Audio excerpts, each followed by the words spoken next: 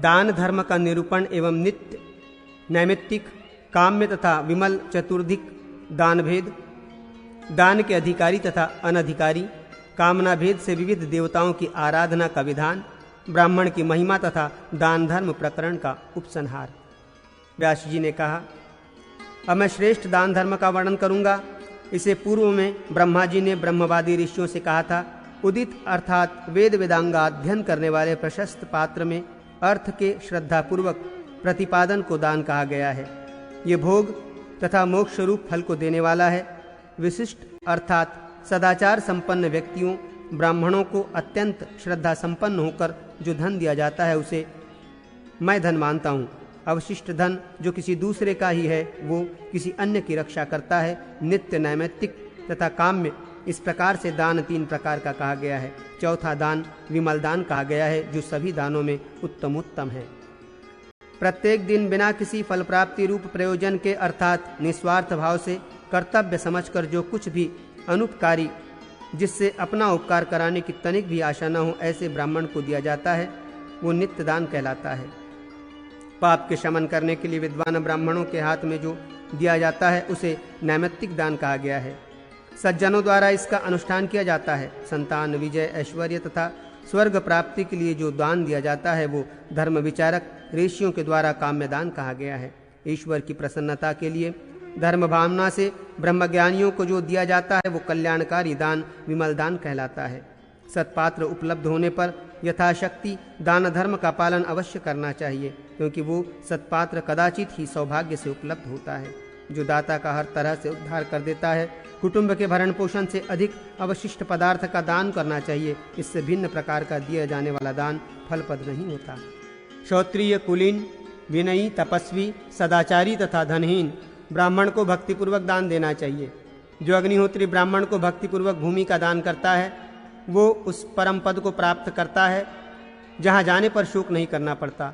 ईख, जौ तथा गेहूं से फली हुई विस्तृत भूमि को जो वेदज्ञ ब्राह्मण को दान देता है उसका पुनर्जन्म नहीं होता। अथवा गोचर्म भूमि की एक विशेष नाप के बराबर भूमि जो धनहीन ब्राह्मण को दान में देता है वो सभी पापों से मुक्त हो जाता है। इस संसार में भूमि दान से श्रेष्ठ दान और कुछ भी नहीं। उसके समान ही अन्नदान है और विद्यादान उससे बड़ा है। जो पवित्र, शांत, धर्माचरण संपन्न ब्राह्मण को विधि पूर्वक विद्या प्रदान करता है वो ब्रह्मलोक में प्रतिष्ठा प्राप्त करता है। ब्रह्मचारी को प्रतिदिन श्रद्धा पूर्वक अन्नदान करना चाहिए। इससे दाता सभी पापों से मुक्त होकर ब्रह्मलोक को प्राप्त करता है। गृहस्थ ब्राह्मण को अन्नदान करने से मनुष्य महान फल प्राप्त करता है। इसे अमान्य अर्थात अपक्व अन्न ही देना चाहिए। दान देकर वो परम गति प्राप्त करता है। वैशाख मास की पूर्णमासी को संयत चित्त से उपवास कर शांति और पवित्रता पूर्वक 7 या 5 ब्राह्मणों की विधि पूर्वक काले तिलों, विशेष रूप से मधु तथा गंध आदि उपचारों से अच्छी प्रकार से पूजा करें तथा सविधि भोजन कराकर जो मन में उसका स्मरण करते हुए उन ब्राह्मणों से प्रियंता धर्मराज अर्थात धर्मराज प्रसन्न हो ये वाक्य कहलाएं अथवा स्वयं कहें। इससे संपूर्ण जीवन में किया हुआ पाप तत्क्षण ही नष्ट हो जाता है। कृष्णाजीन नाम के वृक्ष विशेष से निर्मित पात्र में तिल, स्वर्ण, मधु तथा धृत रखकर जो ब्राह्मण को देता है वो सभी पापों से पार हो जाता है। विशेष रूप से वैशाख मास की पूर्णिमा को ब्राह्मणों को जो कृतान्न, पकवान अथवा सत्तू तथा जल से भरा घड़ा धर्मराज के उपदेश से देता है वो भय से मुक्त हो जाता है। जो 7 अथवा 5 ब्राह्मणों को स्वर्ण तथा तिल से युक्त जलपूर्ण घड़ों से संतुष्ट करता है वो ब्रह्म हत्या से मुक्त हो जाता है। माघ मास की कृष्ण द्वादशी को उपवास करके शुक्ल वस्त्र धारण करके काले तिलों से अग्नि में हवन कर जो विप्र द्विज समाहित होकर ब्राह्मणों को कृष्ण तिल दान करता है वो द्विज जन्म से आज तक के सभी पापों से मुक्त हो जाता है। अमावस्या आने पर जो देवदेवेश भगवान शंकर को उद्दिष्ट कर प्रियात्मेश्वर सोम महादेव सनातन अर्थात इस दान से सनातन महादेव ईश्वर सोम प्रसन्न हो ऐसा कहकर तपस्वी ब्राह्मण को जो कुछ भी दान देता है उससे 7 जन्मों में किया हुआ उसका पाप उसी क्षण नष्ट हो जाता है। जो कृष्ण चतुर्दशी को स्नान करने के अनंतर भगवान पिनाकी की आराधना कर ब्राह्मण को भोजन कराता है उसका पुनर्जन्म नहीं होता। विशेष रूप से कृष्ण पक्ष की अष्टमी को स्नान करके पाद प्रक्षालन आदि के द्वारा विधिपूर्वक धार्मिक द्विजाति ब्राह्मण की अर्चना करके जो प्रियंता में महादेव ऐसा कहकर अपना द्रव्य प्रदान करता है वो सभी पापों से मुक्त होकर परम गति को प्राप्त करता है। भक्त द्विजों को कृष्ण चतुर्दशी विशेष रूप से कृष्णाष्टमी को अमावस्या को त्रिलोचन महादेव की पूजा करनी चाहिए। एकादशी को निराहार रहकर द्वादशी के दिन ब्राह्मण को भोजन कराकर जो पुरुषोत्तम की पूजा करता है वो परम पद को प्राप्त करता है। शुक्ल पक्ष की द्वादशी तथा तिथि वैष्णवी तिथि है। इस तिथि को प्रयत्न पूर्वक भगवान जनार्दन की आराधना करनी चाहिए। भगवान ईशान शंकर को जो अपना विष्णु का उद्दिष्ट पवित्र ब्राह्मण को जो कुछ दान दिया जाता है वो अनंत फल प्रदान करने वाला होता है। जो मनुष्य जिस देवता की आराधना करना चाहता है वो यत्नपूर्वक उस आराध्य देवता की प्रतिमूर्ति रूप में ब्राह्मणों की पूजा करे, इससे वो आराध्य देवता संतुष्ट हो जाते हैं। देवता नित्य ही ब्राह्मणों के शरीर का आश्रय ग्रहण कर प्रतिष्ठित रहते हैं। कभी ब्राह्मणों के प्राप्त न होने पर प्रतिमा आदि में भी उन देवताओं की पूजा की जाती है। इसलिए उन फलों की प्राप्ति की इच्छा से सभी प्रकार के प्रयत्नों से विशेष रूप से ब्राह्मणों में देवताओं की नित्य पूजा करनी चाहिए। ऐश्वर्य की इच्छा करने वाले को सर्वदा इंद्र की पूजा करनी चाहिए। ब्रह्मतेज और ब्रह्म प्राप्ति के अभिलाषी को ब्रह्मा की आराधना करनी चाहिए। आरोग्य की इच्छा वाले को सूर्य की, धनाभिलाषी को अग्नि की और कर्मों में सिद्धि प्राप्त करने की, अपने कार्य की निर्विघ्न संपन्नता की इच्छा वाले को विनायक की पूजा करनी चाहिए। भोग प्राप्ति की इच्छा वाले को चंद्रमा की, बल प्राप्ति की इच्छा वाले को वायु की और समस्त संसार से मुक्ति के अभिलाषा को प्रयत्नपूर्वक विष्णु की आराधना करनी चाहिए। जो योग मोक्ष तथा ईश्वर संबंधी ज्ञान प्राप्त करना चाहता हो उसे प्रयत्नपूर्वक ईश्वरों के भी ईश्वर विरूपाक्ष शंकर की पूजा करनी चाहिए। जो महायोग और ज्ञान की इच्छा करते हैं वे भूताधिपति महेश्वर की पूजा करते हैं और योगी जन केशव की आराधना करते हैं।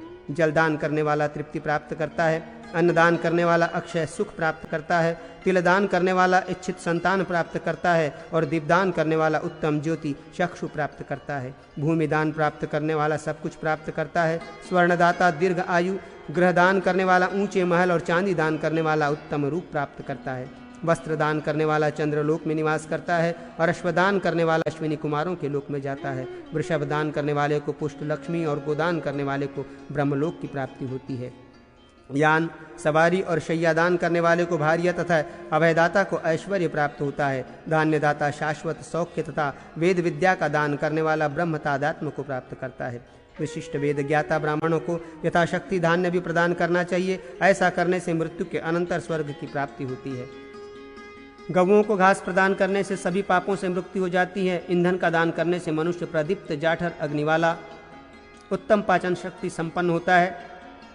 जो ब्राह्मणों को फल, मूल, शाक तथा विविध भोजन पदार्थ प्रदान करता है वो सर्वदा आनंदित रहता है। रोगी के रोग शांति के लिए जो औषधि, स्नेह, तेल, धृत आदि का आहार प्रदान करता है वो रोग रहित, सुखी और दीर्घ आयु वाला होता है। छाता और जूता प्रदान करने वाला मनुष्य सूर्य की धार से पूर्ण असिपत्र के मार्ग में तीव्र ताप को पार कर लेता है। संसार में जो भी स्वयं को अत्यंत अभियुष्ट हो, वो घर में सबके लिए अत्यंत प्रिय वस्तु हो, उस वस्तु को गुणवान ब्राह्मण को दान में देना चाहिए। ऐसा करने से अभिष्ट एवं प्रिय वस्तु अक्षय होकर प्राप्त होती है। अयन, उत्तरायण और दक्षिणायन, विषुव, मेष और तुला संक्रांति, चंद्र और सूर्य ग्रहण तथा अन्य संक्रांति आदि समयों में दिया हुआ दान अक्षय होता है। प्रयाग आदि तीर्थों, पवित्र मंदिरों, नदियों के किनारों तथा नैमिष्य और पुण्यप्रद अरण्यों में दान देने से अक्षय फल प्राप्त होता है। इस संसार में प्राणियों के लिए दान से बढ़कर कोई अन्य धर्म नहीं, इसलिए द्विजातियों को क्षत्रिय ब्राह्मण को दान देना चाहिए। स्वर्ग, आयु तथा ऐश्वर्य का अभिलाषी और पाप की शांति के इच्छुक तथा मोक्षार्थी पुरुष को प्रतिदिन ब्राह्मणों के निमित्त दान करना चाहिए। जो व्यक्ति मोहवश गौ, ब्राह्मण, अग्नि तथा देवताओं के निमित्त दिए जा रहे दान को रोकता है वो पापात्मा तिर्यक योनि में जाता है। जो द्रव्य का अर्जन करके ब्राह्मणों तथा देवताओं की पूजा नहीं करता, अर्थात धर्म सम्मत, लोक सम्मत रूप से धन का उपयोग नहीं करता, उसका सर्वस्व अपहरण करके उसे राष्ट्र से बाहर निकाल देना राजा का कर्तव्य है। जो व्यक्ति दुर्भिक्ष के समय मरण प्राय विप्रों को अन्न आदि दान नहीं देता, वो ब्राह्मण या मनुष्य निंदित होता है। उसके साथ न आदान प्रदान का व्यवहार करना चाहिए और न उसके साथ बैठना ही चाहिए। राजा को उसको चिन्हित कर अपने राष्ट्र से बाहर निकाल दे। संसार में अपने धर्म के साधन रूप द्रव्य को जो असज्जनों, दान के अयोग्यों को दान करता है वो मनुष्य पूर्व से पूर्वोक्त वर्णित सभी पापियों से भी अधिक पापी होता है और नरक में पड़ता है। ये द्विजित्तमों, जो ब्राह्मण स्वाध्याय रहित, विद्यावान, जितेंद्रिय तथा सत्य और संयम संपन्न है उसे दान देना चाहिए। भोजन किए रहने पर भी विद्वान धार्मिक द्विज को भोजन कराना चाहिए, किंतु मूर्ख और सदाचारहीन ब्राह्मण को 10 दिनों का भूखा होने पर भी भोजन नहीं कराना चाहिए। जो समीप में स्थित श्रोत्रिय की अवमानना कर अन्य ब्राह्मण को दान देता है वो पापी अपने उस पाप के कारण अपने 7 पीढ़ी तक को दग्ध कर डालता है। यदि कोई ब्राह्मण शील, विद्या आदि में अधिक गुण संपन्न हो तो समीप के ब्राह्मण को भी अतिक्रमण कर यत्नपूर्वक उसे दान देना चाहिए। जो आदरपूर्वक दान ग्रहण करता है, जो आदरपूर्वक देता है, वे दोनों स्वर्ग प्राप्त करते हैं। इसके विपरीत करने वाले नरक में जाते हैं। धर्मज्ञ को नास्तिक, कुतर्की, सभी पाखंडियों तथा वेद ज्ञान से हीन व्यक्ति के निमित्त जल को भी दान नहीं करना चाहिए। अपूप, पुआ, स्वर्ण, गौ, अश्व, पृथ्वी का, तिल का दान ग्रहण करने वाला अविद्वान व्यक्ति लकड़ी के समान भस्म हो जाता है। अर्थात दान लेने की योग्यता न रहने पर लोभवश दान नहीं लेना चाहिए। श्रेष्ठ द्विज को प्रशस्त द्विजातियों से धन की इच्छा करनी चाहिए अथवा अपनी जाति वालों से ही धन ग्रहण करना चाहिए, किंतु शूद्र से किसी प्रकार धन नहीं लेना चाहिए। ब्राह्मण को वृत्ति के संकोच की इच्छा रखनी चाहिए, उसे धन का विस्तार करने की इच्छा नहीं रखनी चाहिए। धन के लोभ में आसक्त ब्राह्मण ब्राह्मणत्व से च्युत हो जाता है। संपूर्ण वेदों का अध्ययन करने और सभी यज्ञों को कर लेने पर भी वो गति प्राप्त नहीं होती जो वृत्ति के संकोच से प्राप्त होती है। अर्थात जीवन निर्वाह के लिए जीविका का अधिक से अधिक विस्तार उचित नहीं। दान लेने में रुचि नहीं होनी चाहिए, मात्र जीवन निर्वाह के लिए धन ग्रहण करना चाहिए। अपने स्थिति मात्र से अधिक धन लेने वाला ब्राह्मण अधोगति प्राप्त करता है। अर्थात अपने तथा अपने परिवार के पोषण के लिए जितना अत्यावश्यक है उतना ही लेना चाहिए। जो नित्य याचना करता है वो स्वर्ग का भागी नहीं होता। वो प्राणियों को उद्विग्न करता है, वो चोर के ही समान होता है। गुरुजनों तथा सेवकों के उद्धार की इच्छा करने वाला तथा देवता और अतिथियों की आराधना करने वाला सबसे दान ग्रहण कर सकता है, किंतु उस दान से वो अपनी तृप्ति न करे।